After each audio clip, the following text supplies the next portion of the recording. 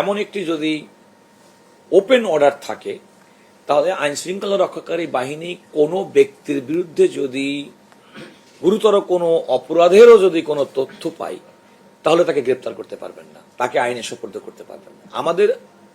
আমাদের অভিযোগের জায়গাটি হচ্ছে এতটুকু যে নাগরিক তার অধিকার সুরক্ষা পাবে সাংবিধানিকভাবে, কিন্তু আইন যেন তার নিজস্ব গতিতে চলতে পারে, এরকম একটা ব্যালেন্স আমাদের করতে। সেক্ষেত্রে আদালত, আপনারা জানেন যে 2 দিন শুনানি হয়েছে। আজকে সুপ্রিম কোর্টের আপিল বিভাগ, মাননীয় প্রধান বিচারপতি সহ 4 সদস্যের বেঞ্চ, তারা হাইকোর্টের এই অন্তর্বর্তীকালীন আদেশটি স্থগিত করেছেন এবং হাইকোর্ট যে রুলটি দিয়েছেন সেই রুলটি 4 সপ্তাহের মধ্যে শুনানির জন্য নির্দেশনা দিয়েছেন। এবং আমি মনে করি যে রিট পিটিশনের আবেদনকারী যারা সংক্ষুব্ধ, আমি তাদের প্রতি আহ্বান থাকবে যে তারা যত দ্রুত সম্ভব এই মামলাটি শুনানির ব্যবস্থা করবেন। রাষ্ট্রের পক্ষ থেকে কোনো মামলা বিলম্ব ঘটানো হবে না, কিংবা আমরা কোনো মুলতবি চাইব না।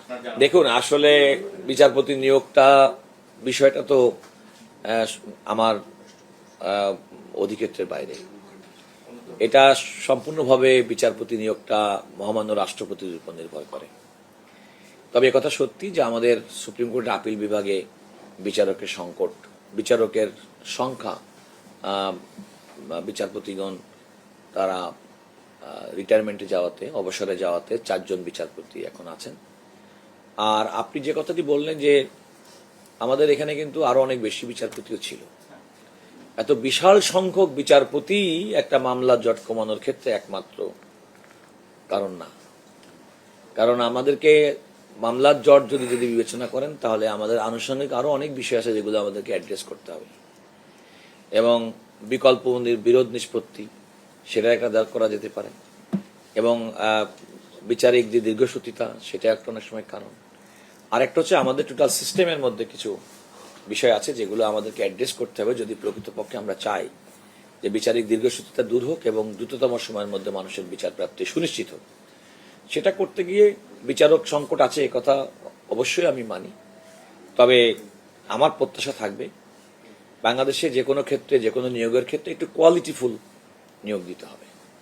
আপনি আমাদের হাইকোর্টে তো প্রায় 100-র মতো বিচারপতি আছেন। আপনি ডিসপোজাল রেটটা দেখেন না, আপনি বিভিন্ন কোর্টে যান না, আপনি একটা কোর্ট একটা সপ্তাহের মধ্যে কয়টা রায় দেয়, কত ওয়ার্ডের জাজমেন্ট লিখছে, কতটা মামলা নিষ্পত্তি করছে, একটু দেখেন না, খোঁজ নেন না আপনাদেরকে আমি অনুরোধ করব যে আপনারা আপিল বিভাগের দিকে না দেখে এগুলো দেখেন।